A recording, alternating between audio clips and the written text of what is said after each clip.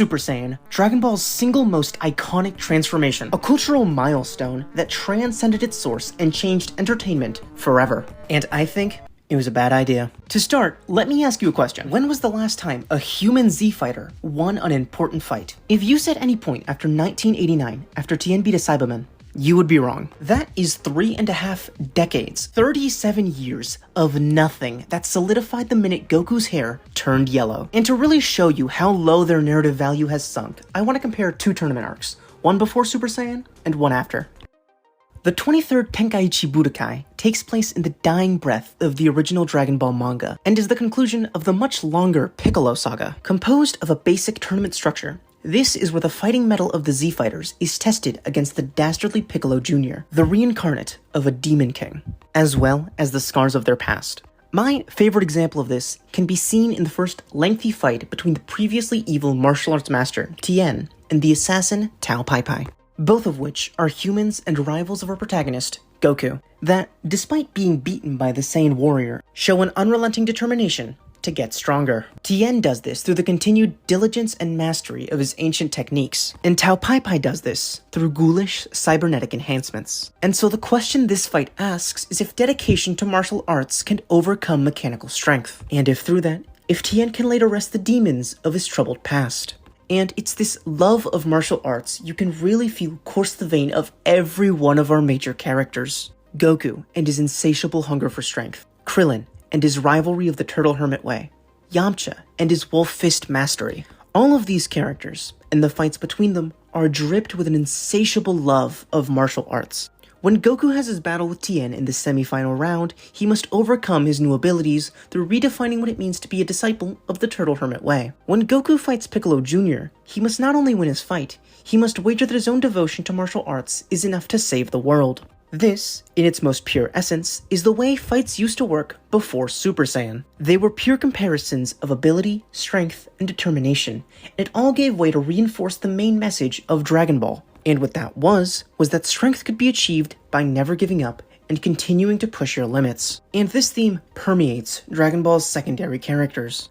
I already mentioned Tien, but Krillin, Roshi, hell, even Yamcha showed that any strong-willed person could rival the likes of even the legendary Son Goku. Now, keep all of that in mind as we skip forward several decades to the Tournament of Power. The Tournament of Power is a very different type of tournament than we used to see. As opposed to the previous threat of a Piccolo-led regime, the Tournament of Power is not only consisting of the multiverse's strongest fighters, but has 7 universes at stake. And even still, amongst Universe 7, still stand Krillin, Tien, and Roshi. People who have spent their lives dedicated to martial arts. People who, through their own perseverance, have driven the likes of Son Goku to near defeat several decades ago. With the exception of what I can only describe as plot-related bullshit by Roshi to help Goku beat Jiren, the human Z-Fighters are worthless in this tournament.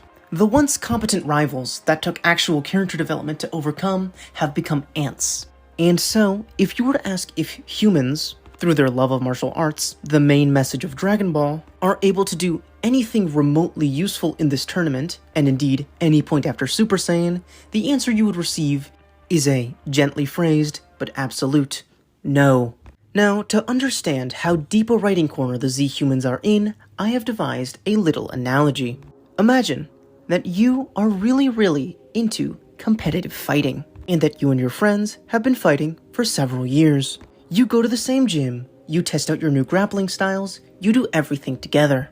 You're having a great time. It's not like you win very often, but you don't have to. Because despite how violent your bonding is, it's bonding nonetheless. And that is why it becomes so unnerving when you realize that one of your friends is becoming much stronger. So strong that he begins doing things that are not physically possible. So strong that when he taps his hand against a wall, it begins to break, and you and your friends crumple like pieces of trash. And suddenly, it doesn't feel like you're talking to your friend.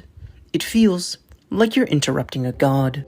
And of course, you try to catch up. You train every day until your muscles break and your bones start to crack. And you realize that what was once a glass of difference between you and your friend has swallowed you whole and become an ocean. Whatever progress you make, just a drop in that difference. And whenever you look your friend in the eye, you don't see yourself in the reflection. you see a speck of dust in the wind.